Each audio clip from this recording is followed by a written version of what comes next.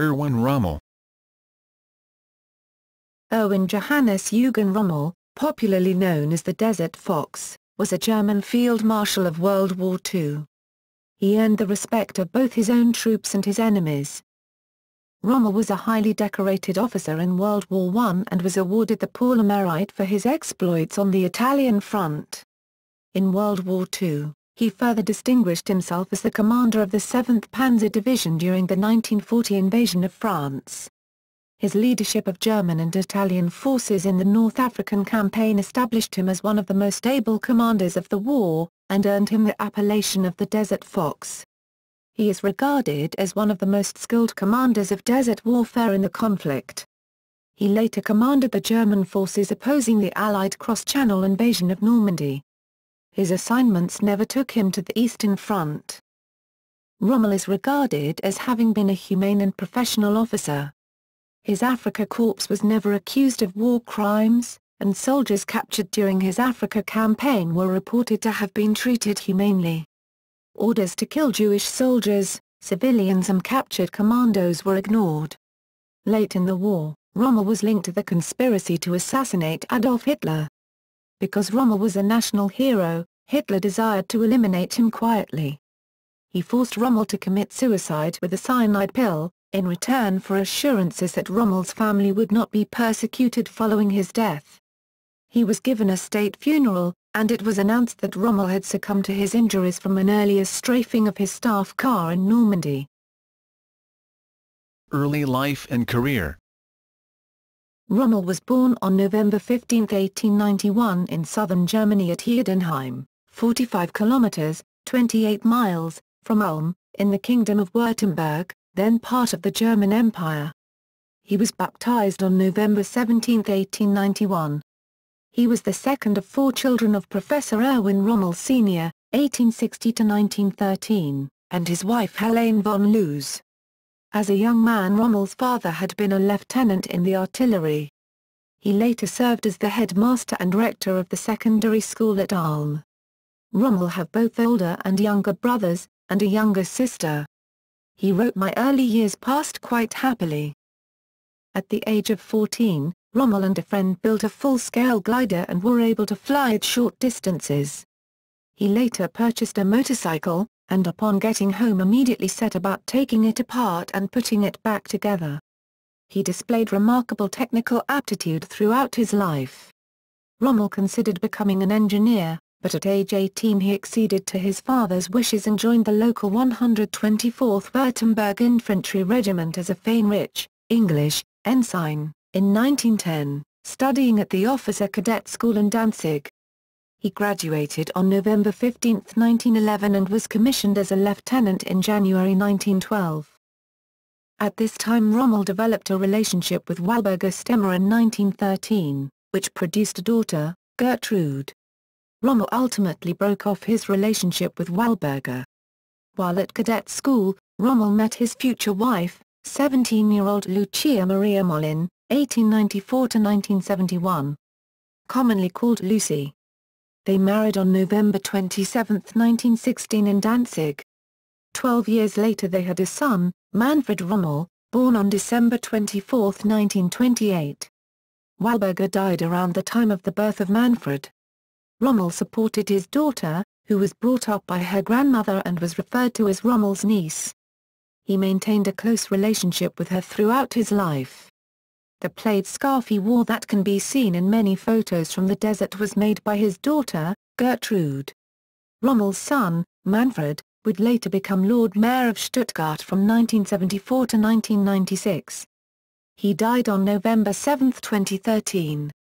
Rommel's marriage with Lucy was a happy one, and Rommel wrote her at least one letter every day while he was in the field. World War I.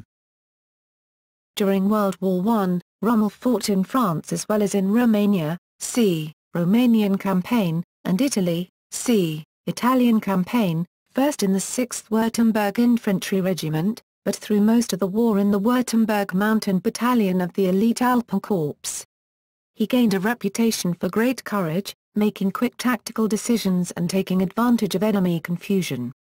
Rommel was awarded the Iron Cross, second class in 1914, and the Iron Cross, first class in 1915. Rommel gained success leading small groups of men, infiltrating through the enemy line under cover of darkness, moving forward rapidly to a flanking position to arrive at their rear areas, attacking and shocking the defenders with the element of surprise. In 1918 he received the Order of Paul Emerite, Germany's highest award, equivalent to the Victoria Cross or the Medal of Honor, for his leadership in the fighting at the battles of the Iwinzow in the northeastern Alps on the Iwinzow River front. For a time, Rommel served in the same infantry regiment as Friedrich Paulus, who, like Rommel, rose to the rank of Field Marshal during World War II. Rommel was wounded 3 times in the Great War. Career between the World Wars. Rommel spoke German with a pronounced Southern German or Swabian accent. He was not a part of the Prussian aristocracy that dominated the German High Command, and as such was looked upon somewhat suspiciously by the Wehrmacht's traditional power structure. Rommel turned down a post in the Truppinamt or General Staff, the normal path for advancing to high rank in the German army, preferring instead to remain a frontline officer. Rommel commanded an infantry company before assignment as an instructor at the Dresden Infantry School from 1929 to 1933. Here he wrote Gefechtsaufgaben für seine Company, Ein Handbuch für den Offizier Unterricht, Combat Tasks for Platoon and Company, a manual for the officer instruction in infantry training, and in his personal time he wrote his book Infanteriegeschäfte, Infantry Attacks, a description of the various actions he was involved with in the Great War, along with his observations. In 1933 Rommel was given his next command, that of a Jägergoslar Alpenkorps battalion. Here he first met Hitler, who inspected his troops on September 30, 1934. On this occasion the SS tried to place a row of their own men in front of Rommel's parade as a protection for the Führer. With both Himmler and Goebbels present, Rommel refused to turn out his battalion in the grounds that it was being insulted. The SS were ordered to stand down. Rommel's war diaries became a highly regarded military textbook. The work was read with great interest and approval by Adolf Hitler. In 1935 he placed Rommel in charge of the War Ministry liaison with the Hitlerjugend, Hitler Youth. Rommel was assigned to the headquarters of military sports, the branch involved with paramilitary activities, primarily terrain exercises and marksmanship. The Hitler Youth was a political organization run by party loyalists whose primary interest was in providing Hitler with a future base of support. Hitler rightly eyed the Wehrmacht as the only entity powerful enough to challenge his control over Germany.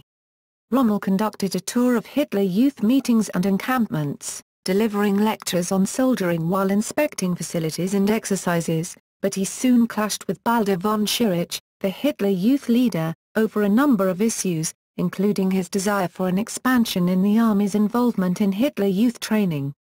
Rommel was reassigned to military duty. Ultimately the Hitler Youth reached an agreement with the army, but on a far more limited scope than Rommel had hoped for. The army provided instructors to the Hitler Youth Rifle School and Führingia, which in turn supplied qualified instructors to the Hitler Youth's regional branches. By 1939 the Hitler Youth had 20,000 rifle instructors. In 1938 Rommel, now a colonel, was appointed commandant of the War Academy at Wiener Neustadt, Theresian Military Academy. A short time later with the entering of the Sudetenland Hitler requested Rommel be transferred to take command of Hitler's personal protection battalion, the Vorburgleitbataillon. This unit accompanied him whenever he traveled outside of Germany. They traveled with Hitler on the Führersonderzug, a special railway train. It was during this period that Rommel met and befriended Joseph Goebbels, the Reich's Minister of Propaganda. Goebbels became an admirer of Rommel and made use of his exploits in Africa. The propaganda department of the NSDAP rewrote Rommel's life story, and in a 1941 article appearing in the Nazi newspaper Das Reich they presented him to the German people as a master mason's son who was an early member of the Nazi Party.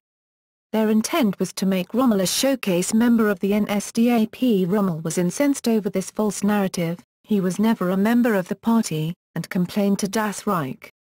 In response he was told, "Wien ist auch nicht stimme, where is Deutsch gut, Wiener's Stimmen word, which can be translated to, even if it is not true, it would be good if it were. Rommel was not mollified, and insisted on a correction. Das Reich ended up printing a retraction, placing it in a remote location. World War II. Poland 1939. Rommel acted as commander of the Freiberglich escort headquarters, during the invasion of Poland, often moving up close to the front in the Freisundzug and seeing much of Hitler. After the Polish were defeated, Rommel returned to Berlin to organize security for the Führer's victory parade. France 1940. Panzer Commander. Though France and Britain had declared war on Germany after the invasion of Poland, the winter and early spring of 1940 was a quiet period in the war. There was little activity along Germany's border with France, and the Netherlands and Belgium were still neutral countries. Following the campaign in Poland, Rommel made it known that charge of a guard detail was not the best use of his services, and he asked for a command in the regular army. Hitler asked Rommel what kind of a command he would prefer. 4 of the light divisions used in the Poland campaign were being built up to full-strength panzer divisions. Rommel replied he wanted the command of one of these. At the time there were only 10 panzer divisions in the army. 3 months before Fallujah, the planned invasion of France and the Low Countries, on February 6, 1940, Rommel was given command of the 7th Panzer Division. Rommel was well known by the men in the division as an Alpine infantry commander, and there was some doubt among them over his ability to handle mechanized units. However, Rommel's successes in World War I were based on surprise and maneuver, 2 elements the new panzer units were ideally suited for. Upon taking command he quickly set his unit to practicing the maneuvers they would need in the upcoming campaign. The decision to place him in command of an armored division was soon borne out to be an excellent one. In the upcoming invasion of France in May 1940 his 7th Panzer Division would become known as the Ghost Division, called this because its fast-paced attacks and rapid advances often placed it so far forward that their actual position was not known, and they were frequently out of communication with the German High Command. Invasion of France and Belgium. On May 10, 1940 the Germans invaded Belgium, with von Bock's Army Group B moving into northern Belgium while von Rundstedt's Army Group A with 7 panzer divisions drove the hammer blow by coming through the rugged Ardennes forest. General Hermann Huth's 15 Army Corps, comprising the 5th and 7th Panzer Divisions, formed the northern portion of the advance and was intended to protect the flank. Thus Rommel's role was to be supportive, but as was often the case with his commands, by taking sharp advantage of the opportunities that presented he made them more effective than his mission required. By May 14 the 7th Panzer Division had reached the River Meuse near the Walloon municipality of Dinant. There the attack into France stalled due to destroyed bridges and determined artillery and rifle fire from the Belgian defenders. Rommel, present with the forward units, took direct command of the forces at the river, bringing up tanks and flak units to provide suppressive counter-fire. With no smoke units available, Rommel improvised by having nearby houses set on fire to conceal his forces with their smoke. He sent infantry across in rubber boats, appropriated the bridging tackle of 5th Panzer Division, and went into the water himself, encouraging the sappers and helping lash together the pontoons of their light bridge. Once the bridge was functional, he was in the second tank across. With the Meuse cross the division moved out of the Ardennes and into France, with Rommel moving back and forth among his forces, directing and pressing forward their advance. Rommel's experiences in the First World War of successes gained by rapid forward movement, flanking opponents and attacking their rear areas, and catching the defenders by surprise were amplified with the mobility afforded to armored formations. To augment his force at the point of attack he made use of the Luftwaffe as a forward mobile artillery. For a man who had been in command of armored units for only a few months, he proved adept at applying the techniques of the new Blitzkrieg-style warfare. A major aspect of his success was his grasp of the psychological shock such attacks had upon the morale and fighting spirit of the enemy forces. Battle of Arras. On May 20 Rommel reached Arras, Here 7th Panzer Division attempted to cut off the British Expeditionary Force from the coast. Hans von Luck, commanding the reconnaissance battalion of the division, was tasked with forcing a crossing over the La Bassée canals near the city. Supported by Stuka dive bombers, the unit managed to cross. The following day the British launched a counterattack using 2 columns of infantry supported by the heavily armoured Matilda Mk1 and Matilda II tanks in the Battle of Arras. The standard German 37mm anti-tank gun proved ineffective against the armour of the Matildas. A battery of 105mm howitzers stopped the first column. The second approached within 1,000 metres of where Rommel was rallying his division, who made use of a battery of 88mm anti-aircraft guns against the attackers. Rommel and his aide went from gun to gun, with Rommel giving each gun its target. As the losses in the tank force mounted, the attack was broken off. This was the first time the 88mm flak gun was used in an anti-tank role. After Arras, Hitler ordered his forces to hold their positions while he attempted to negotiate a peace settlement with Great Britain. 7th Panzer Division was afforded a few days of much-needed rest. The British appeared receptive, and gave every indication of considering a settlement while they bought time for their forces trapped in Belgium. In Operation Dynamo the British evacuated the bulk of their troops and a large number of French soldiers from Dunkirk. On May 26, 7th Panzer continued its advance, reaching Lille on May 27. For the assault on Lille General Hough placed his other armoured division, the 5th Panzer, under Rommel's command. The same day, Rommel received news that he had been awarded the Knight's Cross of the Iron Cross, the first divisional commander to be so honoured during the campaign. On May 28, while making the final push into Lille, 7th Panzer came under heavy fire from French artillery. Rommel pressed his forces on, capturing Lille and trapping half of the French First Army. After this coup, Rommel's forces were again given time to rest. Drive for the English Channel. Rommel, resuming his advance on June 5, drove for the River Seine to secure the bridges near Rouen. Advancing 100 kilometers, 62 miles, in 2 days, the division reached Rouen only to find the bridges destroyed. On June 10, Rommel reached the coast near Dieppe, sending his IMAT coast signal to the German headquarters and linking up with fellow Panzer Commander Heinz Guderian. 7th Panzer was the first German unit to reach the Channel. On June 15, 7th Panzer started advancing on Cherbourg. On June 17, the division advanced 35 kilometers, 22 miles, capturing the town on the following day. The division then proceeded towards Bordeaux but stopped when the armistice was signed on June 21. In July, the division was sent to the Paris area to start preparations for Unternehmen Seelau, Operation Sea Lion, the planned invasion of Britain. The preparations were half-hearted, however, as it soon became clear that the Luftwaffe would not be able to secure air superiority over the Royal Air Force. Ghost Division. The 7th Panzer Division was later nicknamed Gespenster Division, the Ghost Division, because of the speed and surprise it was consistently able to achieve, to the point that even the German High Command at times lost track of its whereabouts. It also set the record for the longest thrust in one day by tanks up to that point, covering nearly 320 kilometers, 200 miles. Rommel received both praise and criticism for his tactics during the French campaign.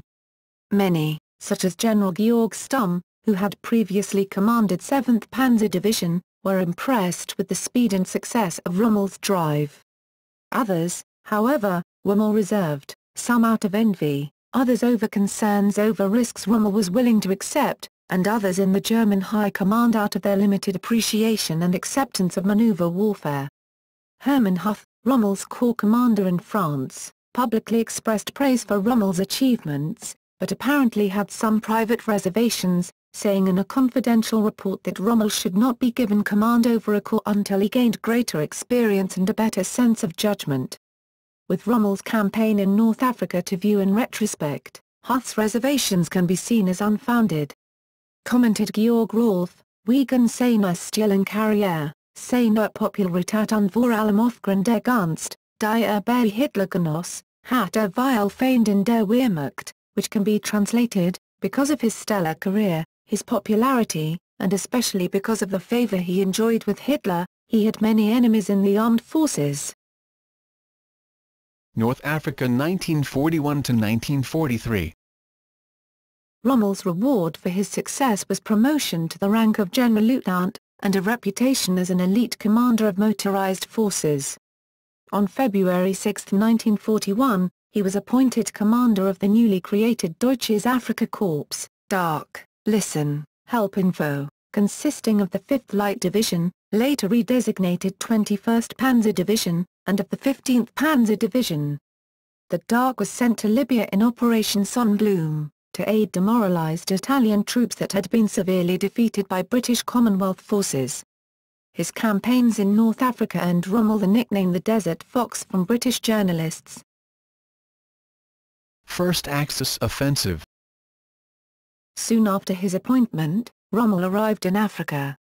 OKW ordered Rommel to assume a defensive posture and hold the front line at Sirte until May, when the 15th Panzer Division would arrive, at which time he could undertake a limited offensive towards Ajdabiya and Benghazi. Rommel did not agree with this plan, as the terrain showed that Benghazi was not a defensible location. The whole of Cyrenaica would have to be captured to reach a defensive line from which to hold Benghazi. The task of even holding the remaining Axis bits of western Cyrenaica and Italian Tripolitania seemed daunting, as the Italians had only 7,000 soldiers remaining on the front after the defeat of the previous 3 months. On March 24, 1941, Rommel launched a limited offensive with 5th Light Division supported by 2 Italian divisions. This thrust was not anticipated by the British, who had ultra-intelligence showing that the German High Command expected Rommel to remain on the defense. In addition, the British Western Desert Force had been weakened by the transfer of 4 divisions to defend Greece. Ironically, through ultra-intercepts the British command was well aware of the German plans to attack Greece, whereas Rommel, the German commander in Africa, was not. The British fell back to Mersa el Brega and started constructing defensive works, with their command not realizing the serious intent of Rommel's actions. Rommel continued his attack against these positions to prevent the British from building up the fortifications. After a day of fierce fighting, the Germans prevailed and the advance continued. By now it was clear to all parties that Rommel had disregarded orders holding off the attack on Ajdabiya until May. In early April, the British Commander-in-Chief Middle East Command, General Archibald Avile, feeling overextended and fearing being cut off from his supply line, ordered the abandonment of Benghazi. Seeing the British reluctance to fight a decisive action, Rommel decided on a bold move, the seizure of the whole of Cyrenaica. He ordered the Italian Ariete Armoured Division to pursue the retreating British while the 5th Light Division was to move on Benghazi. On April 3, General Erwin Johannes Eugen, the 5th Light Division's commander, reported he needed 4 days to replenish fuel. This struck Rommel as utterly excessive. He ordered 5th Light to unload all their vehicles to send them back to the divisional supply depot at Arco dei Falni. This meant that the men of 5th Light would be immobilized for a day and vulnerable to attack, but as the British were withdrawing, Rommel felt it was a risk he could afford to take. Back at headquarters, Rommel was met with General Italo Garibaldi, who was furious Rommel was not obeying orders from Rome. He pointed out that the supply situation was insecure. Rommel was equally forceful in his response, telling Garibaldi, "One cannot permit unique opportunities to slip by for the sake of trifles." At that point in the argument, a signal came in from German High Command giving Rommel complete freedom of action. After Benghazi had been secured following the British withdrawal, Cyrenaica as far as Gazala was captured by April 8. Comando Supremo felt Rommel was going beyond his orders, and protested his actions. Rommel had received orders from the German High Command that he was not to advance past Muradar. Seeing an opportunity to largely destroy the Allied presence in North Africa, press on to seize the port of Alexandria and potentially remove the British from all of Egypt, Rommel decided to keep the pressure on the retreating British. With Italian forces moving along the coast, Rommel sent the 5th Light Division on a sweep across the desert to the south to block the retreat of the British and attack the harbour from the southeast. During the advance, a German forward patrol captured Lieutenant General Philipp Nehm, the military governor of Cyrenaica, as well as the very capable General O'Connor, who were attempting to reach their headquarters at Timmy, about 100 kilometers east of Tobruk.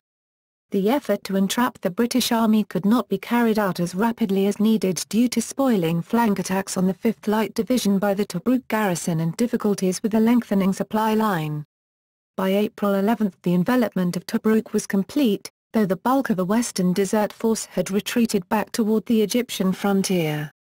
A preliminary effort to seize the port of Tobruk was made, while other Axis forces continued pushing east, reaching Bardia and securing the whole of Libya by April 15. Tobruk would remain a thorn in the side of the Afrika Korps for the next 8 months. Siege of Tobruk. The siege of Tobruk lasted 240 days. Tobruk was essential if the Axis were to press on into Egypt and win the war in the desert. If captured, the port would greatly shorten the supply line to the Axis forces. Moreover, the failure to take the fortress would leave a garrison in place that posed a constant threat of breaking out and cutting off the tenuous line of supply for units operating eastward in Egypt. Falling into the defences of Tobruk was the Australian 9th Division. In addition, portions of a number of other units that had failed to escape before the advance of the Afrika Korps withdrew into Tobruk's defences as well, bringing the total force to 25,000 men. The defenders were under the confident command of Lieutenant General Leslie Moorehead, an energetic officer who insisted on an active defence. The strategic importance of Tobruk was great, as it was a port that could be reached by Axis convoys sailing along the more secure Aegean-Crete line. In addition, the port held vast stockpiles of Allied materials. Its seashore would greatly aid in supporting Axis movements into Egypt. To seize Tobruk, Rommel launched a number of early small-scale attacks launched with little artillery support, but these were easily beaten back by the defenders. Adding to the difficulty, the Italians, who had built the fort defences before the war, were slow to provide blueprints for the port fortifications. The result was much loss of life in understrength attacks on well-placed, well-armed, determined defenders. Reflecting on this period, General Heinrich Kirchheim, a veteran African campaigner from the Great War, said, "I do not like to be reminded of that time because so much blood was needlessly shed." Rommel was optimistic that success was possible. Less than a year since the British withdrawal at Dunkirk, he initially believed the British were evacuating. In a letter to his wife dated April 16, he wrote that the enemy was already abandoning the town by sea. In reality, the British shipping entering and leaving the harbour was not evacuating the defenders but unloading supplies and reinforcements. A letter of his written on April 21 suggests that he was beginning to realise this when the arrival of the blueprints of fortifications provided grounds for discouragement. Nonetheless, Rommel continued to believe success was possible. At this point Rommel requested reinforcements for a renewed attack, but the High Command, then completing preparations for Operation Barbarossa, refused to provide them. Chief of Staff General Franz Halder dispatched Friedrich Paulus to review the situation. Realizing the importance of seizing Tobruk, Paulus authorized another attack on the fortress. When this attack failed to penetrate the perimeter defenses, Paulus ordered it halted. In addition, he ordered no further attacks were to commence until regrouping and reinforcement was completed. In addition, no new assault was to take place without OKH's specific prior approval. Rommel held off further attacks until the detailed plans of the Tobruk defences could be obtained, the 15th Panzer Division could be brought up to support the attack, and more training of his troops in positional and siege warfare could be conducted. Johannes Streeck, divisional commander of the 5th Light Division, was removed from command. Though harassed by both air and sea attack, the British were able to maintain the defenders of Tobruk, running in supplies from Alexandria under the cover of night. Entrenched in defensive positions, the Australian 9th Division under the command of General Moorehead proved to be very difficult to dislodge. After the initial assaults failed and a decision made to hold off further attacks, Rommel set about creating defensive positions around the garrison. Italian infantry forces were used to hold the Solem-Sidi Omar line surrounding Tobruk, and the seacoast town of Bardia. Meanwhile, the mobile armoured units were left to the east and south to respond to further offensive actions by the Western Desert Force.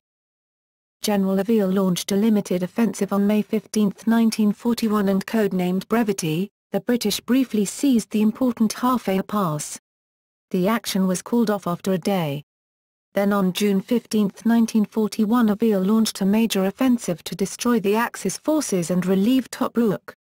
Codenamed Batliks, the attack was defeated in a 4-day battle raging on the flanks of the Solam and Halfaya passes, resulting in the loss of 87 British tanks, while the Germans suffered the loss of 25 tanks of their own.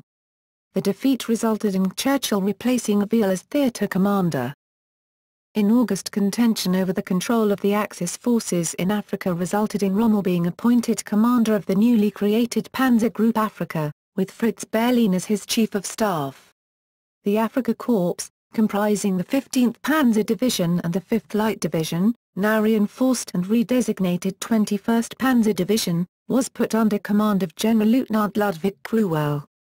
In addition to the Afrika Korps, Rommel's Panzer Group had the 90th Light Division and 4 Italian divisions, 3 infantry divisions investing Tobruk, and 1 holding Bardia.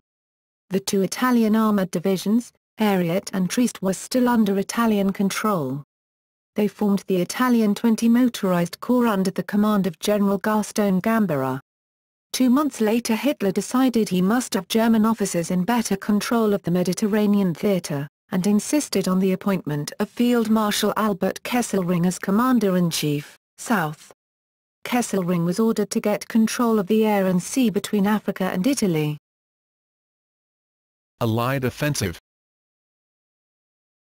Operation Crusader.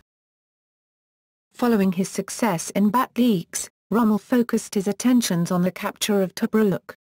He made preparations for a new offensive, to be launched between 15th and 20th November. Meanwhile, the British new theatre commander, General Claude Auchinleck, reorganised Allied forces and strengthened them to 2 corps, XXX and 13, which formed the British 8th Army. The 8th Army was placed under the command of Alan Cunningham. Auchinleck, having 770 tanks and 1,000 aircraft to support him, launched a major offensive to relieve Tobruk, Operation Crusader, on November 18, 1941. Rommel opposed him with 2 armoured divisions, the 15th and 21st with a total of 260 tanks, the 90th Light Infantry Division, and 3 Italian Corps, 5 infantry and 1 armoured division with 154 tanks. The 8th Army deeply outflanked the German defences along the Egyptian frontier with a left hook through the desert, and reached a position from which they could strike at both Tobruk and the coastal road, the Via Balbia. Auchinleck planned to engage the Afrika Korps with his armoured division, while XXX Corps assaulted the Italian positions at Bardia, encircling the troops there.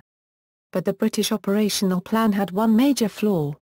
When XXX Corps reached the area of Qabia, it was assumed that the Afrika Korps would attack eastward, allowing the British to surround them with a southerly armour thrust. Rommel, however, did not find it necessary to do as the British planned, and instead attacked the southerly armoured thrust at Sidi Rezegh. Rommel was now faced with a decision of whether to continue the planned attack on Tobruk in late May, trusting his screening forces to hold off the advancing British, or to reorient his forces to hit the approaching British columns. He decided the risks were too great and called off the attack on Tobruk. The British armoured thrusts were largely defeated by fierce resistance from anti-tank positions and tanks. The Italian Ariete Armoured Division was forced to give ground while inflicting heavy losses on the advancing British at Bir el Gobi, whereas the 21st Panzer Division checked the attack launched against them and counterattacked on Qabia Seli. Over the next 2 days the British continued pressing their attack, sending their armoured brigades into battle in a piecemeal fashion, while Rommel, aware of his numerical inferiority, launched a concentrated attack on November 23 with all his armour. The 21st Panzer Division held their defensive positions at Sidi Rezegh, while 15th Panzer Division and the Italian Ariete Division attacked the flanks and enveloped the British armour. During this battle, among the biggest armoured battles of the North African campaign, the British tanks were surrounded, with about two-thirds destroyed and the survivors having to fight themselves out of the trap and head south to Gabs. Rommel counterattacks. Wanting to exploit the halt of the British offensive, on November 24 Rommel counterattacked into the British rear areas in Egypt with the intention of exploiting the disorganization and confusion in the enemy's bases and cutting their supply lines. Rommel considered the other, more conservative, course of action of destroying the British forces halted before Tobruk and Bardia too time-consuming. Rommel knew his forces were incapable of driving such an effort home, but believed that the British, traumatized by their recent debacle, would abandon their defences along the border at the appearance of a German threat to their rear. General Cunningham did, as Rommel had hoped, decide to withdraw the 8th Army to Egypt, but Auchinleck arrived from Cairo just in time to cancel the withdrawal orders. The German attack, which began with only 100 operational tanks remaining, stalled as it outran its supplies and met stiffening resistance. The counterattack was criticized by the German High Command and some of his staff officers as too dangerous with Commonwealth forces still operating along the coast east of Tobruk, and a wasteful attack as it bled his forces, in particular his remaining tank force.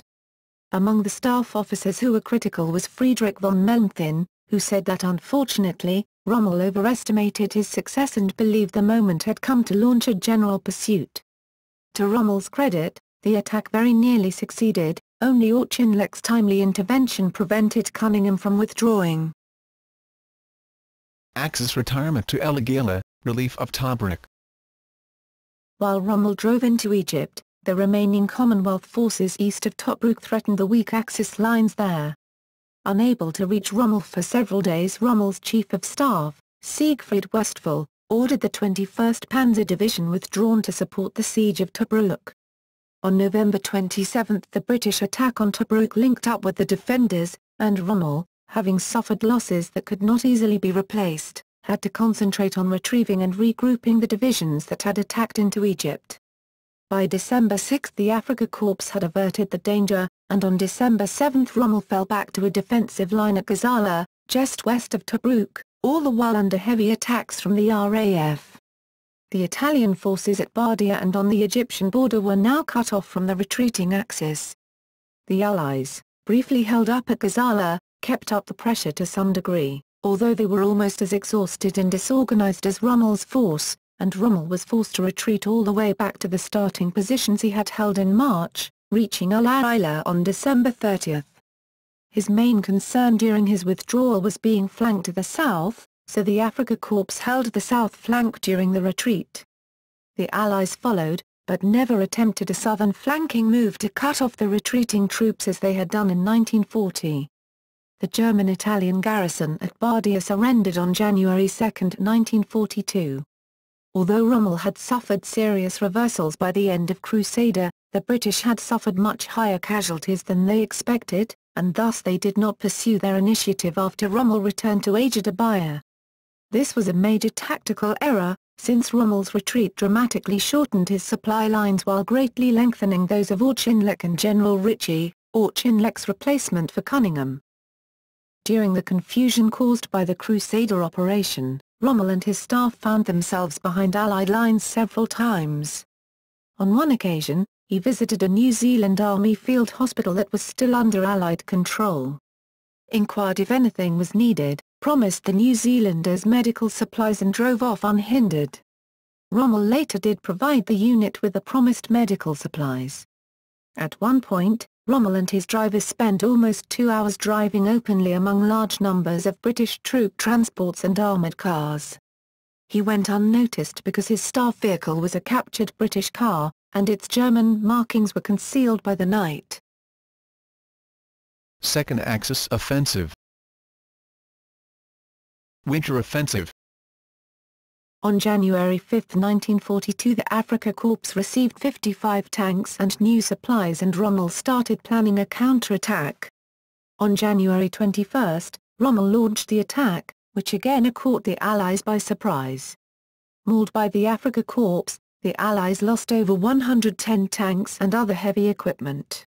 The Axis forces retook Benghazi on January 29, Timmy on February 3, with the Allies pulling back to a defensive line just before the Tobruk area south of the coastal town of Gazala. Rommel placed a thin screen of mobile forces before them, and held the main force of the Panzerarmee well back near Antella and Mersa Brega. This concluded the winter fighting. Both sides then settled down to prepare for an offensive in summer. Battle of Gazala. Following General Kesselring's successes in creating local air superiority and suppressing the Malta defenders in April 1942, an increased flow of supplies reached the Axis forces in Africa, including fuel, ammunition and replacement tanks. With his forces strengthened, Rommel contemplated a major offensive operation for the summer. He knew the British were planning offensive operations as well, and he hoped to preempt them. Despite the distance, he believed the strong British position stretching south from Gazala could be skirted, coming up behind them and attacking from the east. The British were planning a summer offensive of their own, and were stockpiling supplies and reserves of equipment. The British fully equipped their units, plus had reserves of armour to replace losses once combat began. They had 900 tanks in the area, 200 of which were new Grant tanks. Unlike the British, the Axis forces had no armoured reserve. All operable equipment was put into immediate service. Rommel's Panzerarmee Africa had a force of 320 German tanks. 50 of these were the light Panzer II model. In addition, 240 Italian tanks were in service, but these were also undergunned and poorly armoured. In addition to the armoured units, Rommel was badly outnumbered in infantry and artillery as well, with many of his units still awaiting reinforcement following the campaigns of 1941. This was of less concern to Rommel, who was by now accustomed to fighting from a numerically smaller position. The Axis had, however, temporarily established more or less air parity with the Western Desert Air Force. Early in the afternoon of May 26, 1942, Rommel attacked first and the Battle of Gazala commenced. Italian infantry supplemented with small numbers of armoured forces assaulted the Gazala fortifications from the west. The intention was to give the impression that this was the main assault. Under the cover of darkness that night, the bulk of his motorised and armoured forces drove south to skirt the left flank of the British, coming up and attacking to the north the following morning. Throughout the day a running armour battle occurred, where both sides took heavy losses. The attempted encirclement of the Gazala position failed and the Germans lost a third of their medium tanks. Renewing the attack on the morning of May 28, Rommel concentrated on encircling and destroying separate units of the British armour. Repeated British counterattacks threatened to cut off and destroy the Afrika Korps. Running low on fuel, Rommel assumed a defensive posture, forming the cauldron. He made use of the extensive British minefields to shield his western flank. Meanwhile, Italian infantry cleared a path through the mines to provide supplies. On May 30 Rommel resumed the offensive, attacking westwards to link with elements of Italian X-Corps, which had cleared a path through the Allied minefields to establish a supply line. On June 2 90th Light Division and the Trieste Division again assaulted the Free French strongpoint at Bir Hakeim, but the defenders continued to thwart the attack until finally breaking on June 11. With his communications and the southern strongpoint of the British line thus secured, Rommel shifted his attack north again, relying on the British minefields of the Gazala lines to protect his left flank. Threatened with being completely cut off, the British began a retreat eastward toward Egypt on June 14, the so-called Gazala Gallop. On June 15 Axis forces reached the coast, cutting off the escape for the Commonwealth forces still occupying the Gazala positions. With this task completed, Rommel struck for Tobruk while the enemy was still confused and disorganized. Tobruk's defenders were the 2nd South African Infantry Division, buttressed by a number of remnants of units recovering from the Gazala battle. This time striking swiftly and in strength, with a coordinated combined arms assault, the city fell in a single day. With Tobruk, Rommel achieved the capture of the 33,000 defenders, along with gaining the use of the small port due south of Crete and a great deal of British supplies thrown into the bargain. Only at the fall of Singapore, earlier that year, had more British Commonwealth troops been captured at one time. Hitler promoted Rommel to Field Marshal for this victory. Rommel's gains caused considerable alarm in the Allied camp. He was poised to deliver a crippling blow to the British by taking Alexandria, gaining control of the Suez Canal, and pushing the British out of Egypt. The Allies feared Rommel would then turn northeastward to conquer the valuable oil fields of the Middle East and then link up with the German forces besieging the equally valuable Caucasian oil fields. However, such moves required substantial reinforcements that Hitler was unwilling to allocate. Ironically, Hitler had been skeptical about sending Rommel to Africa in the first place. He had only done so after constant begging by Naval Commander Erich Rommel, and even then only to relieve the Italians. Hitler's interest was focused upon the East. He never understood global warfare, despite Rommel and Rommel's attempts to get him to see the strategic value of Egypt. Drive for Egypt. Rommel determined to press the attack on Mersa Matruh, despite the heavy losses suffered in the battle at Gazala. He wanted to prevent the British from establishing a new defensive line, and felt the weakness of the British formations could be exploited by a thrust into Egypt. The advance into Egypt meant a significant lengthening of the supply lines. Nevertheless, if Rommel could push past the Eighth Army and take Alexandria, his issues with supplies would be largely resolved and the potential existed to push the British out of their possessions in the Middle East entirely. Advancing on Egypt meant that a difficult proposed attack on Malta would have to wait. Kesselring strongly disagreed with Rommel's plans, and went as far as threatening to withdraw his aircraft support to Sicily. Hitler agreed that if Rommel could win in Egypt, Malta would be of no matter, and the costly effort to take it would not be necessary. The decision was opposed by the Italian headquarters. In his notes, made with the thought of writing a second book after the war, Rommel defended his decision, stating that merely holding a defensive line at Sollum would pass the initiative to the British, while the Afrika Korps would be holding a position subject to being outflanked to the south. As to supply problems, the supply lines would still be lengthy unless he secured a large port further east, such as Alexandria. On June 22 Rommel continued his offensive eastwards. Meanwhile, General Auchinleck, who assumed personal command of the Eighth Army after sacking General Ritchie, had already decided to withdraw from the western frontier of Egypt and fall back to defensive positions at El Alamein, but he left two corps to fight a delaying action at Mersa Matruh. Confusion on the part of the command resulted in the X-Corps being caught in an encirclement on June 26, trapping its 4 infantry divisions. One of the divisions managed to break out during the night. Over the next 2 days parts of the other 3 divisions also managed to escape. The fortress fell on June 29, yielding enormous amounts of supplies and equipment, in addition to 6,000 prisoners. El Alamein. First Battle of El Alamein. Rommel continued his pursuit of the Eighth Army, which had fallen back to prepared defensive positions at El Alamein. This region was a natural choke point, where the Qattara Depression created a relatively short line to defend that could not be outflanked to the south because of the impossibility of moving armor into and through the depression. On July 1 the First Battle of El Alamein began. By the time the Afrika Korps reached El Alamein, Rommel had only 13 operational tanks left due to mechanical problems and fuel shortages.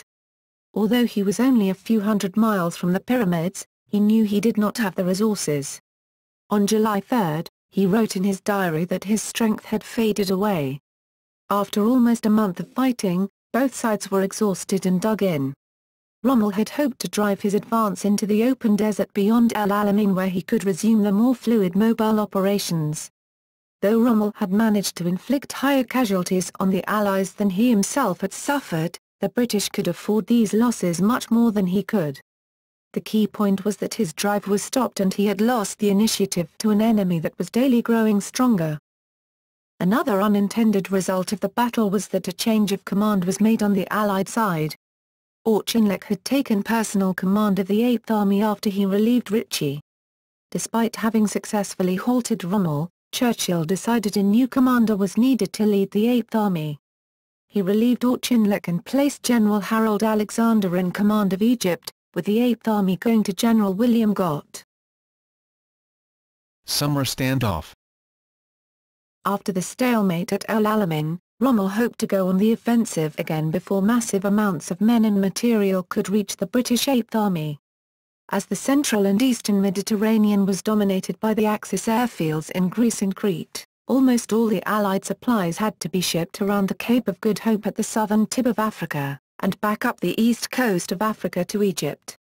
Though the route was significantly longer, the British and now Americans provided the Eighth Army with a great deal of supplies. Meanwhile, Allied forces based at Malta were recovering from the attacks they had suffered and were beginning to intercept more supplies at sea.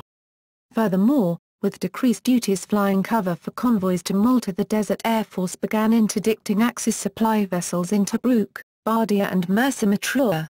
Most of the supplies reaching the Axis troops still had to be landed at Benghazi and Tripoli, and the enormous distances supplies had to travel to reach the forward troops meant that a rapid resupply and reorganization of the Axis army could not be done unless Rommel returned to his base at Tobruk, which he was unwilling to do, because it would give the initiative back to the British. Further hampering Rommel's plans was the fact that the Italian divisions received priority on supplies, with the Italian authorities shipping material for the Italian formations at a much higher rate than for German formations. The Italian headquarters desired their own forces be resupplied first. The British, themselves preparing for a renewed drive, replaced C&C Auchinleck with General Harold Alexander. The Eighth Army was assigned to General William Strafford Gott, but his aircraft was intercepted and shot down, killing the general. Subsequently, Bernard Montgomery was made the new commander of Eighth Army. They received a steady stream of supplies and were able to reorganize their forces. In late August they received a large convoy carrying over 100,000 tons of supplies, and Rommel, learning of this, felt the time was running out. Rommel decided to launch an attack with the 15th and 21st Panzer Division, 90th Light Division, and the Italian 20 Motorized Corps in a drive through the southern flank of the El Alamein lines. The terrain here was without any easily defensible features and so open to attack. Montgomery and Auchinleck before him had realized this threat, and the main defenses for this sector had been set up behind the El Alamein line along the Al Umm el-Halfa ridge, where any outflanking thrust could be more easily met from overlooking defensive positions. Battle of Al Umm el-Halfa. The Battle of Al Umm el-Halfa was launched on August 30, with Rommel's forces driving through the south flank. Perhaps not realizing that the British defensive line was not continuous, or else simply so desperate for supplies that he took the first opportunity to outflank regardless of risk, Rommel ran straight into Montgomery's trap. After passing the El Alamein line to the south, Rommel drove north at the Al Umm el-Halfa ridge, just as Montgomery had anticipated, into a mine-strewn area with patches of quicksand. Under heavy fire from British artillery and aircraft, and in the face of well-prepared positions that Rommel could not hope to outflank due to lack of fuel, the attack stalled. By September 2, Rommel realized the battle was unwinnable, and decided to withdraw. Montgomery had prepared to pursue the Germans, but in the afternoon of September 2, he gave Corps Commander Brian Horrocks clear orders to allow the enemy to retire. This was for two reasons: to preserve his own strength and to allow the enemy to observe, and be misled by, the dummy preparations for an attack in the area. Nevertheless, Montgomery was keen to inflict casualties on the enemy, and orders were given for the as yet inexperienced 2nd New Zealand Division, positioned to the north of the retreating Axis forces, and 7th Armoured Division to attack on September 3. The attack was repelled, however, by a fierce rearguard action by the 90th Light Division, and Montgomery called off further action to preserve his strength. On September 5 Rommel was back where he had started, with only heavy losses to show for it. Rommel had suffered 2,940 casualties, lost 50 tanks, a similar number of guns and, perhaps worst of all, 400 trucks, vital for supplies and movement.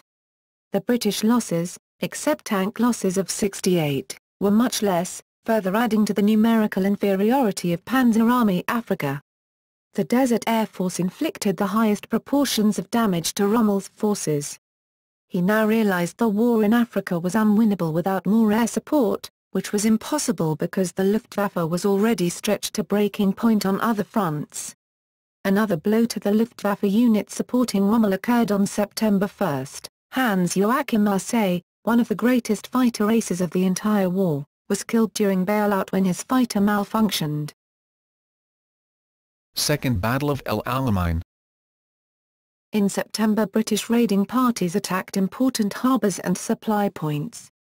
The flow of supplies successfully ferried across the Mediterranean had fallen to a dismal level. Some two-thirds of the supplies embarked for Africa were destroyed at sea.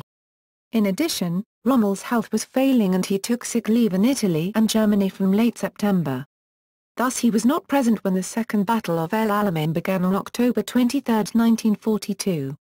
Although he returned immediately, it took him 2 vital days to reach his headquarters in Africa. The defensive plan at El Alamein was more static in nature than Rommel preferred, but with shortages of motorized units and fuel, he had felt it was the only possible plan. The defensive line had strong fortifications and was protected with a large minefield that in turn was covered with machine guns and artillery. This, Rommel hoped, would allow his infantry to hold the line at any point until motorized and armored units in reserve could move up and counterattack any Allied breaches. General Georg Stumm was in command in Rommel's absence, but during the initial fighting he died of a heart attack. This paralyzed the German headquarters until General Ritter von Thoma took command.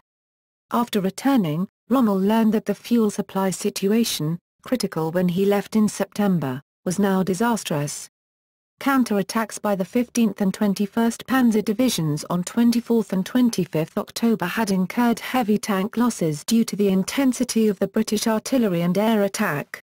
Rommel's main concern was to counter-attack in full force and throw the British out of the defensive lines, which was in his view the only chance the Axis had of avoiding defeat. The counter-attack was launched early on October 26, but the British units that had penetrated the defensive line inflicted heavy losses on Rommel's armour at the position codenamed Snipe, often misnamed Kidney Ridge due to faulty interpretation of the ring contour. It was actually a depression. The Allies continued pushing hard with armoured units to force the breakthrough, but the defenders' fire destroyed many tanks, leading to doubts among the officers in the British armoured brigades about the chances of clearing a breach. Montgomery, seeing his armoured brigades losing tanks at an alarming rate, stopped major attacks until November 2 when he launched Operation Supercharge and achieved a 4 km (2.5 miles) penetration of the line. Rommel immediately counter-attacked with what tanks he had available in an attempt to encircle the pocket during November 2, but the heavy Allied fire stopped the attempt. By this time Panzer Army Africa had only 1/3 of its initial strength remaining, with only 35 tanks left operational, virtually no fuel or ammunition and with the British in complete command of the air. On November 3 Montgomery chose to wait for more reinforcements to be brought up. This lull was what Rommel needed for his withdrawal, which had been planned since October 29, when he had determined the situation hopeless. At midday, however, Rommel received the infamous victory or death stand fast order from Hitler. Although this order demanded the impossible and virtually ensured the destruction of Panzer Army Africa, Rommel could not bring himself to disobey a direct order. The Axis forces held on desperately.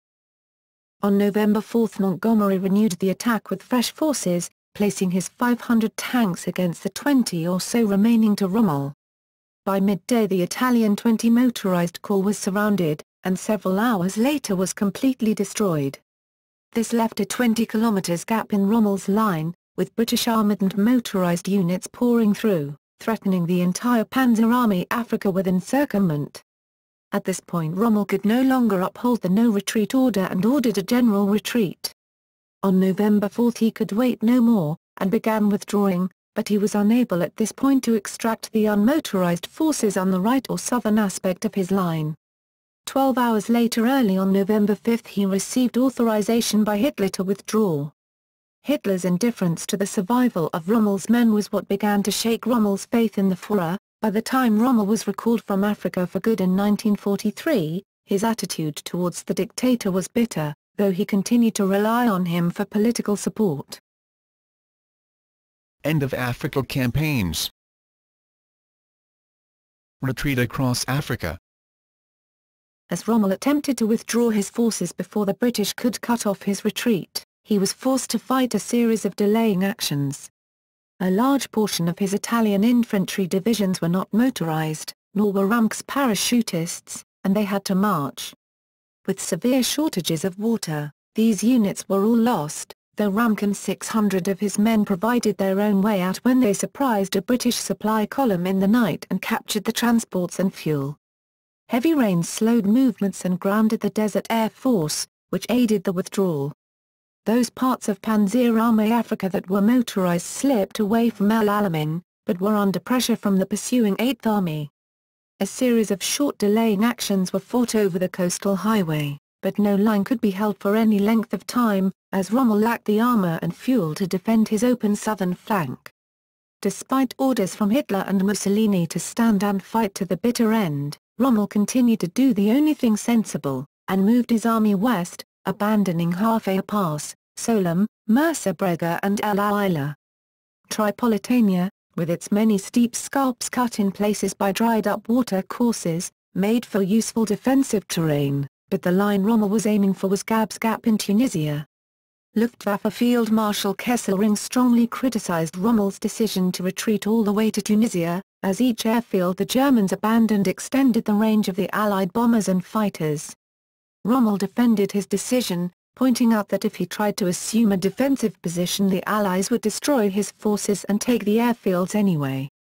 The retreat saved the lives of his remaining men and shortened his supply lines. By now, Rommel's remaining forces fought in reduced-strength combat groups, whereas the Allied forces had great numerical superiority and control of the air.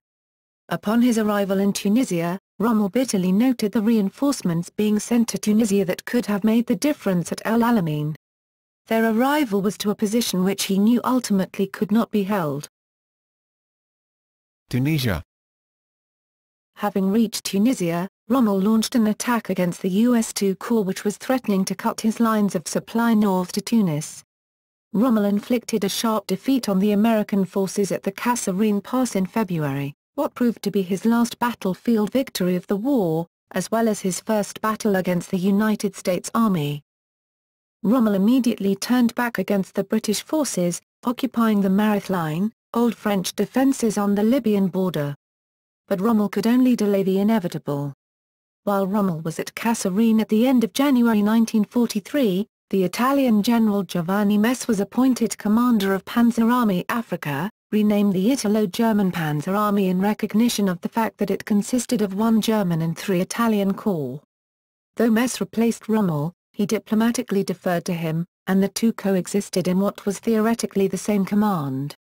On February 23 Army Group Africa was created with Rommel in command.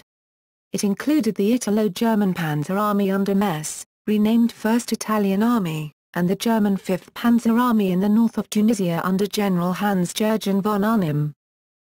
The last Rommel offensive in North Africa was on March 6, 1943, when he attacked 8th Army at the Battle of Medellin.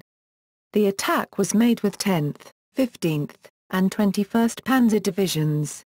Warned by ultra-intercepts, Montgomery deployed large numbers of anti-tank guns in the path of the offensive. After losing 52 tanks, Rommel called off the assault. On March 9 he returned to Germany in an effort to get Hitler to comprehend the reality of the changing situation. In this he was unsuccessful. Command was handed over to General Hans-Jürgen von Arnim. Rommel never returned to Africa. The fighting there continued on for another 2 months, until May 13, 1943, when General Messe surrendered the exhausted remnants of Army Group Africa to the Allies. Role of intelligence intercepts in North Africa. Axis. The Axis had considerable success in intelligence gathering through radio communication intercepts and monitoring unit radio traffic. The most important success came through Colonel Bonner Fellers, the U.S. military attaché in Egypt. He had been tasked by General George Marshall to provide detailed reports on the military situation in Africa. Fellers talked with British military and civilian headquarters personnel, read documents and visited the battlefront. Known to the Germans as Die Gute Quelle, translated as the good source or with a joking play on his name as Derkelian Curl, the little fellow. He transmitted his reports back to Washington using the Black Code of the U.S. State Department. In September 1941, Italian agents had stolen a code book from the U.S. Embassy in Rome, photographed and returned it without being detected. The Italians shared parts of their intercepts with their German allies. The Chiffrierati German military cipher branch, was soon able to break the code themselves. Feller's reports were excessively detailed and played a significant role in informing the Germans of Allied strength and intentions. In addition, the Afrika Korps had the intelligence services of the 621st Signals Battalion commanded by Hauptmann Alfred Sabochum. The 621st Signals Battalion was a mobile monitoring intelligence unit which arrived in North Africa in late April 1941. It monitored radio communications among British units. Unfortunately for the Allies, the British not only failed to change their codes with any frequency, they were also prone to poor radio discipline in combat.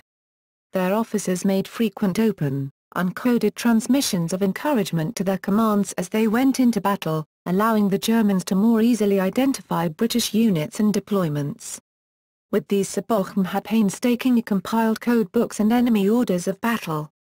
The situation changed after a raid in force by the Australian February 24th Infantry Battalion resulted in the 621st Signals Battalion being overrun and destroyed, and a significant number of their documents captured, alerting British intelligence to the extent of the problem. The British responded by instituting an improved call signal procedure, introducing radio-telephonic codes, imposing rigid wireless silence on reserve formations, padding out real messages with dummy traffic, tightening up on their radio discipline in combat and creating an entire fake signals network in the southern sector. Allies. Allied codebreakers read much in ciphered German message traffic, especially that encrypted with the Enigma machine. In terms of anticipating the next move the Germans would make, reliance on Ultra would sometimes backfire, as Rommel might not confine his operations to what OKW or the Italian High Command thought was the best plan of action. Ultra intercepts provided the British with such information as the name of the new German commander, his time of arrival, and the numbers and condition of the Axis forces, but they might not correctly reveal Rommel's intentions. More helpful to the Allies were Ultra intercepts providing information about the times and routes of Axis supply shipments across the Mediterranean. This was critical in providing the British with the opportunity to intercept and destroy them. During the time when Malta was under heavy air attack, the ability to act on this information was limited, but as Allied air strength improved, the information became critical to Allied success. To conceal the fact that German coded messages were being read, a fact critical to the overall Allied war effort, British command required a flyover mission be flown before a convoy could be attacked to give the appearance that a reconnaissance flight had discovered the target. Italy 1943. On July 23, 1943, Rommel was moved to Greece as commander of Army Group E to counter a possible British invasion of the Greek coast. This was an idea highly thought of by Churchill but which ultimately never occurred. British intelligence, however, used the idea as part of their ongoing efforts to mislead and extend the German army, this aspect being known as Operation Mincemeat. Rommel returned to Germany upon the overthrow of Mussolini, and on August 17, 1943 was sent to northern Italy to prepare a northern line of defense. Rommel was headquartered in Lake Garda as commander of the newly formed Army Group B. On November 21 Hitler gave Kesselring overall command of the Italian theatre, moving Rommel and Army Group B to Normandy in France with responsibility for defending the French coast against the long-anticipated Allied invasion. Defending the Atlantic Wall 1944. There was broad disagreement in the German High Command as to how best to meet the expected Allied invasion of northern France. The Commander-in-Chief West, Gerd von Rundstedt, believed there was no way to stop the invasion near the beaches due to the firepower possessed by the Allied navies, as had been experienced at Salerno. He argued that the German armour should be held in reserve well inland near Paris where they could be used to counterattack in force in a more traditional military doctrine. the Allies could be allowed to extend themselves deep into France where a battle for control would be fought, allowing the Germans to envelope the Allied forces in a pincer movement, cutting off their avenue of retreat. These ideas were supported by other officers, most notably Heinz Guderian and Panzer Group West Commander Leo Gier. They feared the piecemeal commitment of their armoured forces would cause them to become caught in a battle of attrition which they could not hope to win. The notion of holding the armour and land to use as a mobile reserve force from which they could mount a powerful counterattack applied the classic use of armoured formations as seen in France 1940. These tactics were still effective on the Eastern Front, where control of the air was important but did not dominate the action. Rommel's own experiences at the end of the North African campaign revealed to him that the Germans would not be allowed to preserve their armour from air attack for this type of massed assault. Rommel believed their only opportunity would be to oppose the landings directly at the beaches, and to counterattack there before the invaders could become well established. Though there had been some defensive positions established and gun emplacements made, the Atlantic Wall was a token defensive line. Rommel believed if the Wehrmacht would have any chance, beach defences would have to be created and the forces available brought close enough to the Allied invaders as to make airstrikes against them difficult. Upon arriving in northern France, Rommel was dismayed by the lack of completed works and the slow building pace. He feared he had just a few months before an invasion. His presence greatly invigorated the fortification effort along the Atlantic Wall. He had millions of mines laid and thousands of tank traps and obstacles set up on the beaches and throughout the countryside, including in fields suitable for glider aircraft landings, the so-called Rommelspargel, Rommel's asparagus.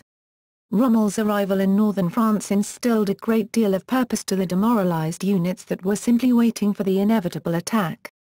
His efforts to buttress the Atlantic Wall went a long way in improving their effectiveness. If given more time, he may have succeeded.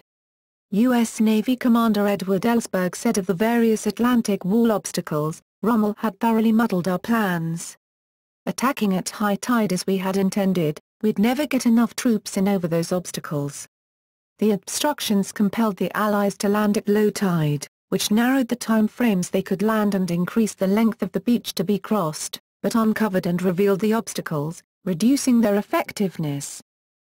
Von Rundstedt expected the Allies to invade in the Pas-de-Calais because it was the shortest crossing point from Britain, its port facilities were essential to supplying a large invasion force, and the distance from Calais to Germany was relatively short.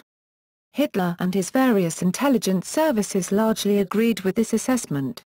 Rommel, believing that Normandy was indeed a likely landing ground, argued that it did not matter to the Allies where they landed, just that the landing was successful. Hitler vacillated between the two strategies. In late April, he ordered the 1st SS Panzer Corps placed near Paris, far enough inland to be useless to Rommel, but not far enough for von Rundstedt.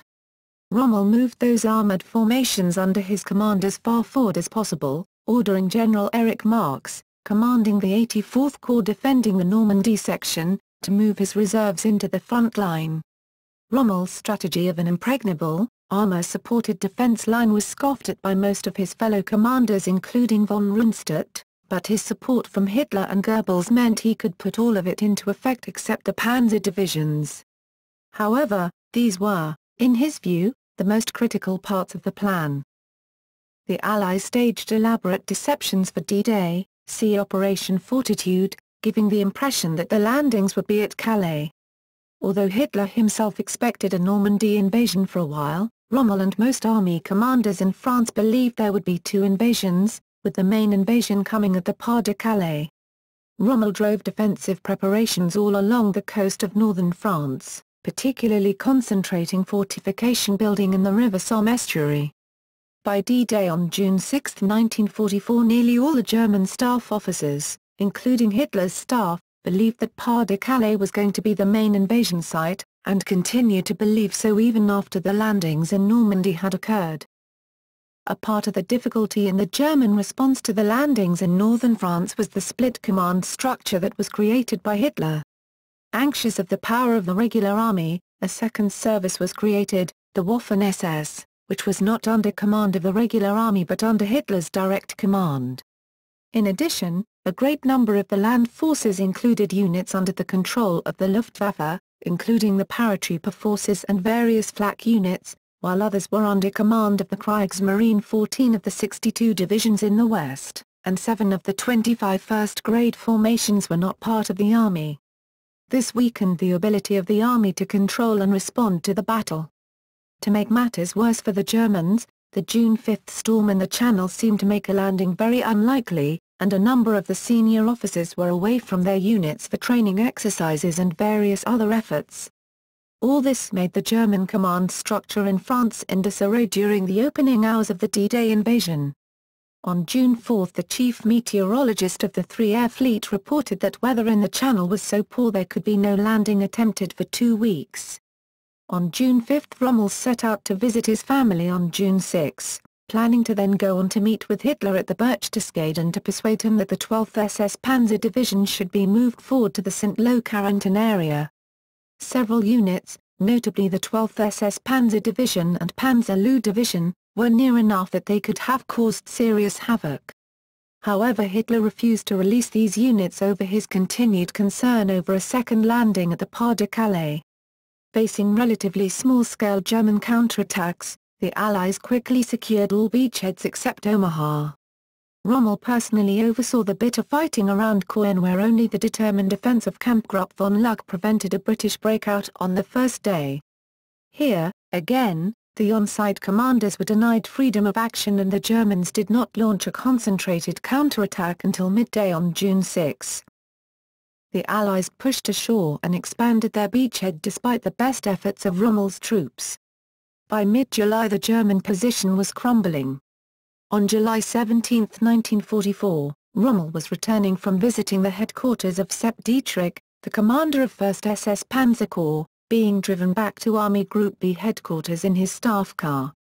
According to a widely accepted version of events, an RCAF Spitfire of 412 Squadron piloted by Charlie Fox strafed the car near St. Foy de Montgomery.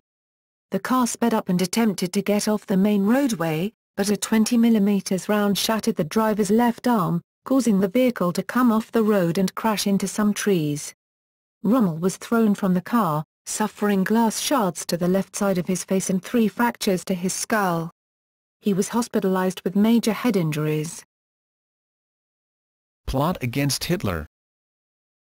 There had always been opposition to Hitler in conservative circles and in the army, the Schwarzkapelle, Black Orchestra, but Hitler's dazzling successes in 1938 to 1941 had stifled it. However, after the Soviet campaign failed, and the Axis suffered more defeats, this opposition underwent a revival. Early in 1944, 3 of Rommel's closest friends, the Oberbürgermeister of Stuttgart, Karl Strelin, who had served with Rommel in the First World War, Alexander von Falkenhausen, and Karl Heinrich von Stulpnagel, began efforts to bring Rommel into the conspiracy. They felt that as by far the most popular officer in Germany, he would lend their cause badly needed credibility with the populace. Meetings between Rommel and them were organized by Chief of Staff Hans Speidel, who also played a role in the daring letter Rommel wrote against Hitler. Additionally, the conspirators felt they needed the support of a field marshal on active duty. Erwin von Witzleben, who would have become commander-in-chief of the Wehrmacht if Hitler had been overthrown, was a field marshal, but had not been on active duty since 1942. Sometime in February, Rommel agreed to lend his support to the conspiracy in order to, as he put it, come to the rescue of Germany. Rommel opposed assassinating Hitler. After the war, his widow, among others, maintained that Rommel believed an assassination attempt would spark civil war in Germany and Austria, and Hitler would have become a martyr for a lasting cause. Instead, Rommel insisted that Hitler be arrested and brought to trial for his crimes. After the failed bomb attack of July 20, many conspirators were arrested and the dragnet expanded to anyone even suspected of participating. It did not take long for Rommel's involvement to come to light. Rommel's name was first mentioned when Stulpnagel blurted it out during an interrogation after he failed in an attempt at suicide. Later, another conspirator, Caesar von Hofacker, admitted under particularly severe Gestapo interrogation that Rommel was actively involved. Additionally, Karl Goerdeler, the main civilian leader of the resistance, wrote on several letters and other documents that Rommel was a potential supporter and an acceptable military leader to be placed in a position of responsibility should their coup succeed. Nazi Party officials in France reported that Rommel extensively and scornfully criticized Nazi incompetence and crimes. Gestapo went to Rommel's house in Ulm and placed him under partial house arrest. Death. The Court of Military Honor, a drumhead court-martial convened to decide the fate of officers involved in the conspiracy, included two men with whom Rommel had crossed swords before, Heinz Guderian and Gerd von Rundstedt. The court decided that Rommel should be expelled from the army in disgrace and brought before Roland Freisler's People's Court, a kangaroo court that always decided in favor of the prosecution. Although being hauled before the People's Court was tantamount to a death sentence, Hitler knew that having Rommel branded as a traitor would severely damage morale on the home front. He and Wilhelm Keitel thus decided to offer Rommel a chance to commit suicide. Rommel was approached at his home by Wilhelm Bergdorf and Ernst Meisel, two generals from Hitler's headquarters, on October 14, 1944. Bergdorf informed him of the charges and offered him a choice: he could face the People's Court or choose to commit suicide quietly. In the former case, his staff would have been arrested and executed as well, and his family would suffer even before the all but certain conviction and execution. In the latter case, the government would assure his family full pension payments and a state funeral claiming he had died a hero. Bergdorf had brought a capsule of cyanide. After a few minutes alone, Rommel announced that he chose to end his own life and explained his decision to his wife and son. Carrying his field marshal's baton, Rommel went to Bergdorf's Opel, driven by SS Master Sergeant Heinrich Deuss, and was driven out of the village. Deuss walked away from the car, leaving Rommel with Meisel. 5 minutes later Bergdorf gestured to the two men to return to the car, and Deuss noticed that Rommel was slumped over, having taken the cyanide pill. 10 minutes later the group phoned Rommel's wife to inform her of Rommel's death. The official story of Rommel's death, as initially reported to the general public, stated that Rommel had succumbed to his injuries from the earlier strafing of his staff car. To further strengthen the story, Hitler ordered an official day of mourning and commemoration and Rommel was buried with full military honors. The fact that his state funeral was held in Ulm instead of Berlin had, according to his son, been stipulated by Rommel. Hitler sent Field Marshal von Rundstedt, who was unaware that Rommel had died as a result of Hitler's orders, as his representative at Rommel's funeral. Rommel had specified that no political paraphernalia be displayed on his corpse, but the Nazis made sure his coffin was festooned with swastikas. The truth behind Rommel's death became known to the Allies when intelligence officer Charles Marshall interviewed Rommel's widow, Lucia Rommel, in April 1945. Broad knowledge to the public did not come out until Keitel testified about it during the Nuremberg trials. Following the war Rommel's diary and letters were edited by military historian B. H. Liedelhart and published as the Rommel Papers. His grave can be found in Herrlingen, a short distance west of Ulm. For decades after the war, on the anniversary of his death, veterans of the Africa campaign, including former opponents, would gather at Rommel's tomb in Herrlingen. He is the only member of the Third Reich establishment to have a museum dedicated to him. In 2013 it was revealed that Dr. Friedrich Brederoff wrote a report for Cologne police on July 22, 1960, describing the circumstances which forced him to falsify Rommel's death certificate in 1944. Rommel's style as military commander. Maneuver warfare. Taking his opponent by surprise and creating uncertainty in the mind of the adversarial commander were key elements in Rommel's thinking on offensive warfare. Rommel understood the impact of striking quickly, and his offensive campaigns are noted for his ability to arrive in force where his opponents did not expect him. Rommel would take advantage of sandstorms and the dark of night to conceal the movement of his forces. In France and later in Africa, Rommel made use of the Luftwaffe as a forward, mobile artillery to support the advance and help overcome difficult obstacles. He viewed the essential aspect of successful use of armor was the ability to concentrate all available strength at one point and then hit that point with everything at hand to force a breakthrough. Maintaining momentum was critical. He was willing to trade the tenuous logistical support of such moves for the advantage in creating havoc and confusion in the enemy. A former Afrika Korps soldier recalled, when the Kampfgruppe leader would say "Jawohl, Herr Feldmarschall." According to my estimates, the proposed drive behind the lines to encircle the enemy would require a drive of 150 kilometers.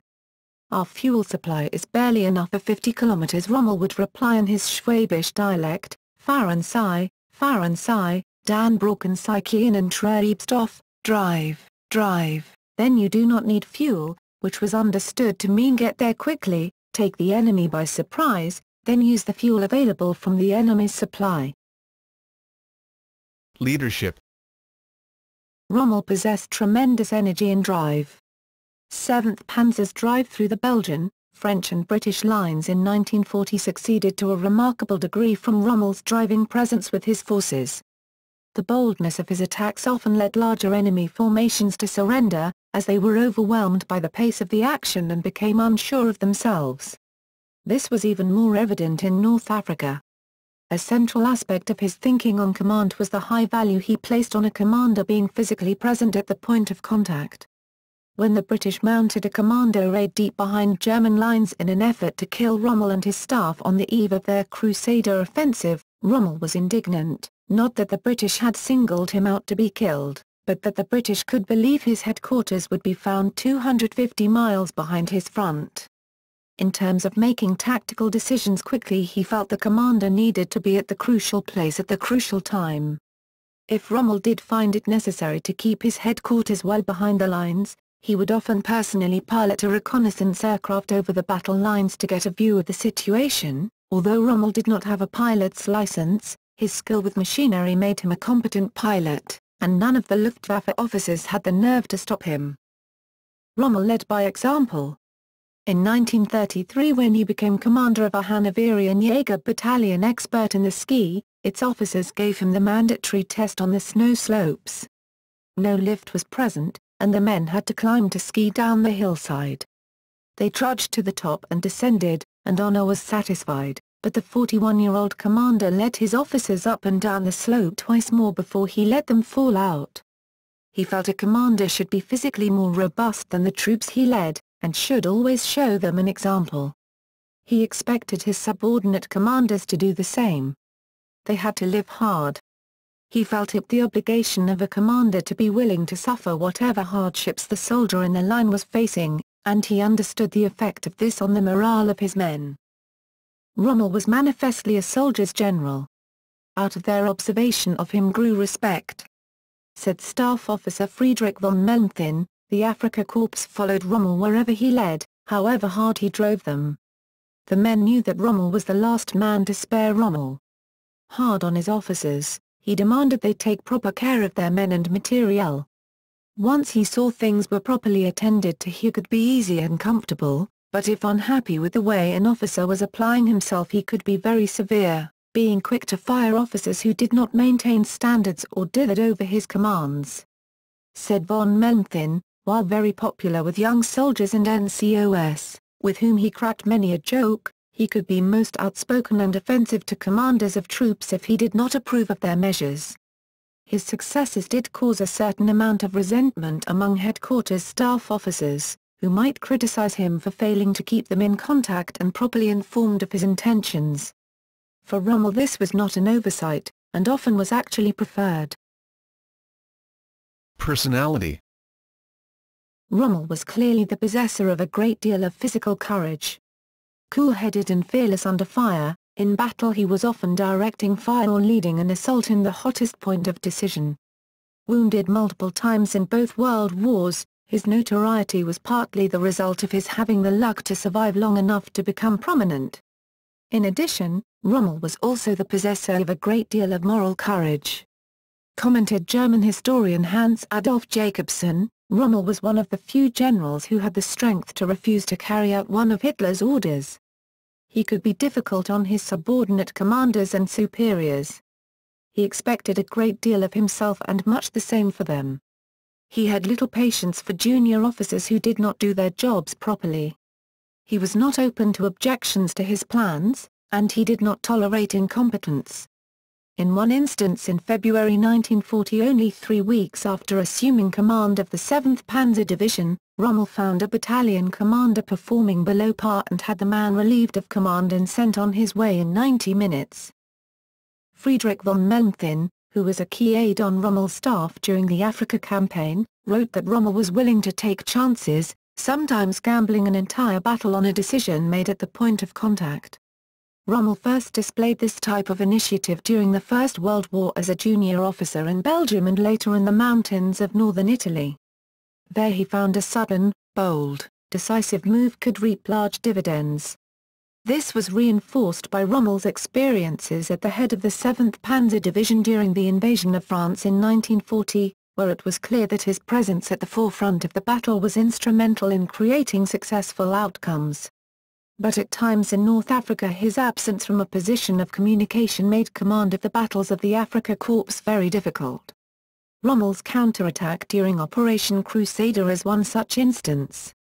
It should be noted though, that throughout the Desert War Rommel was acting from a position of relative weakness. To succeed he had to accept risks that commanders like Montgomery were never forced to take. General Fritz Berlin, Rommel's chief of staff through much of the campaign, noted that risks taken were made only after carefully weighing the potential dangers and rewards.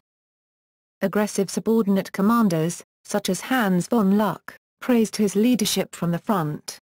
Though Mellenthin was in agreement on forward command of armored units, a broadly held principle of the Panzer Troop, he believed that losing contact with headquarters led to disinvolvement of his staff officers and created difficulty in maintaining an overview of the tactical situation.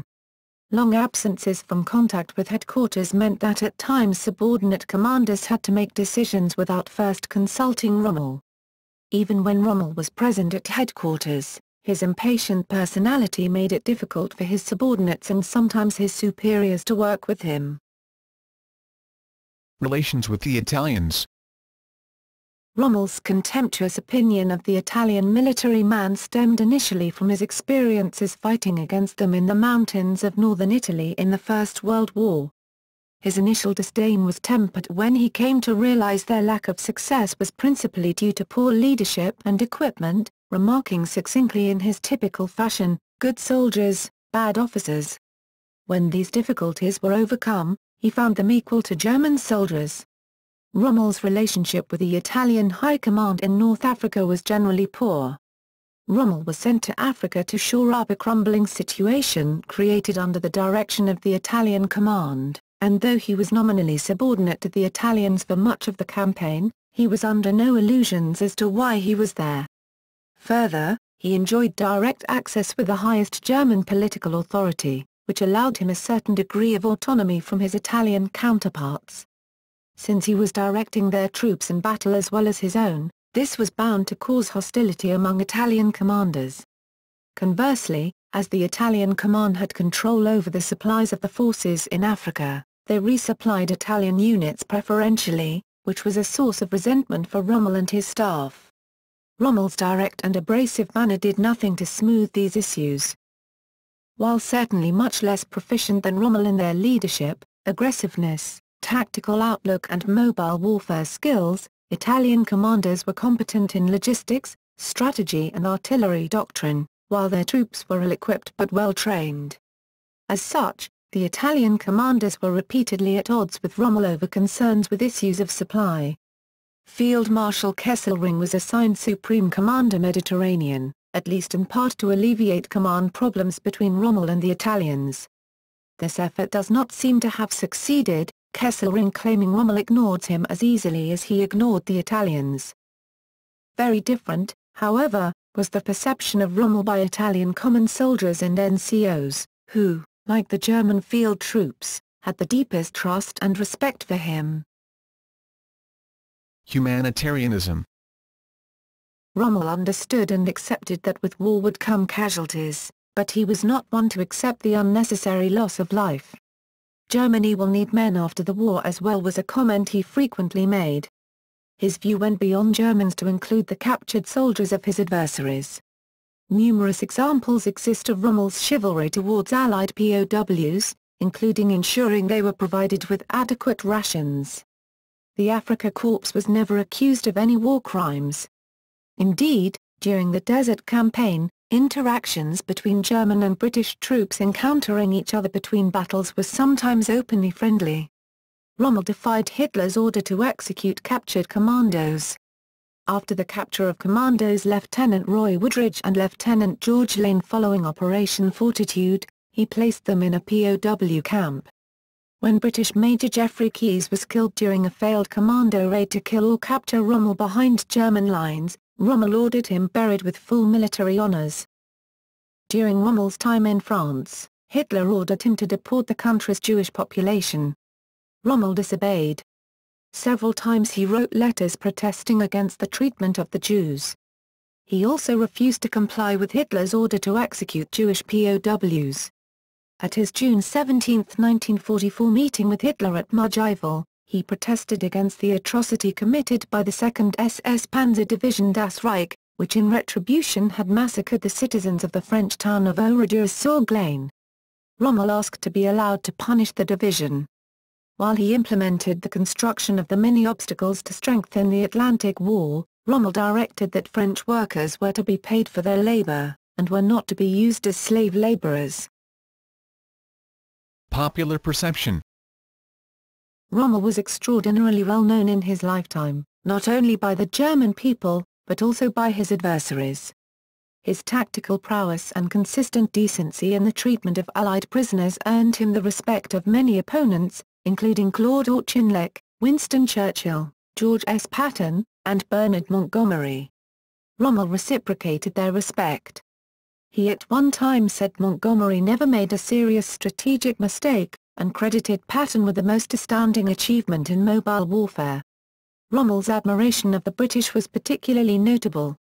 While having tea with George Lane, a captured British commando, he expressed regret that Germany and Britain had not been allies during both world wars. Hitler counted Rommel among his favorite generals. Rommel was among the few Axis commanders, the others being Isoroku Yamamoto and Reinhard Heydrich, who were directly targeted for assassination by Allied planners.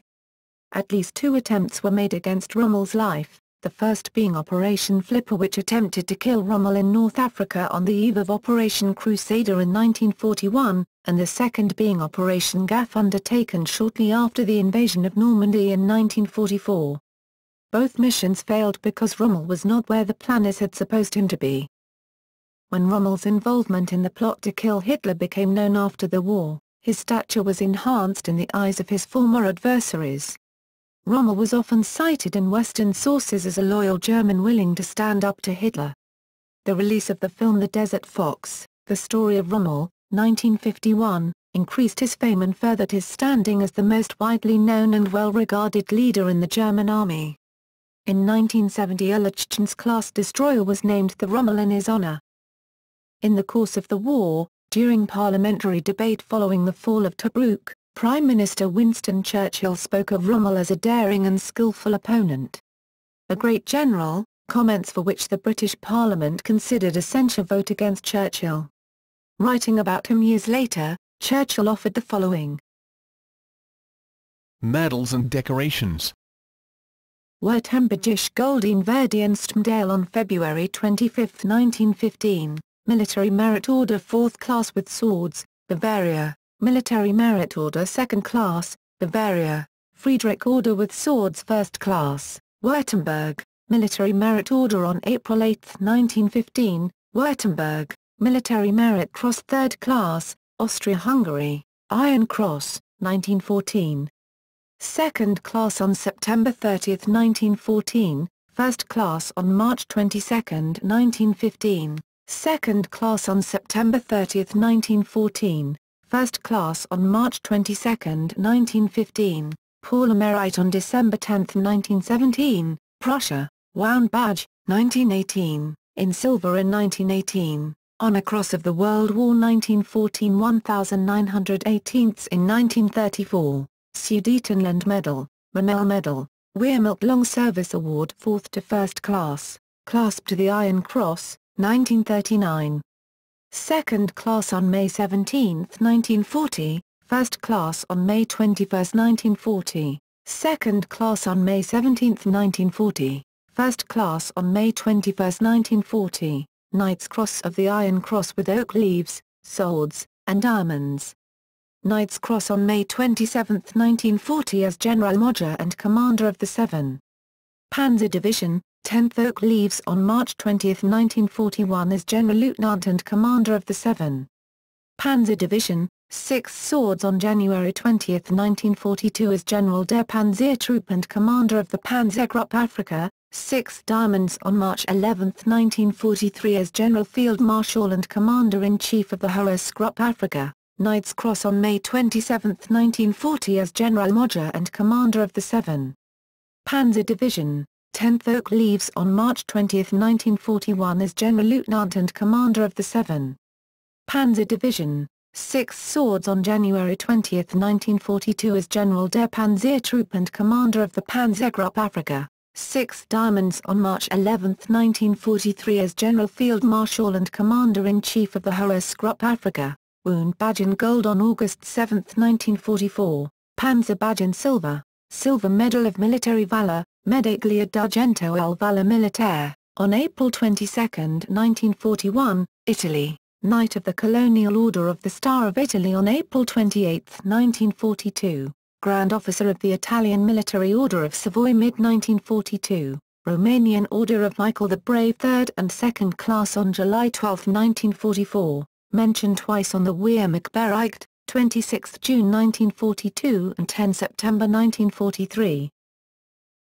Dates of ranks.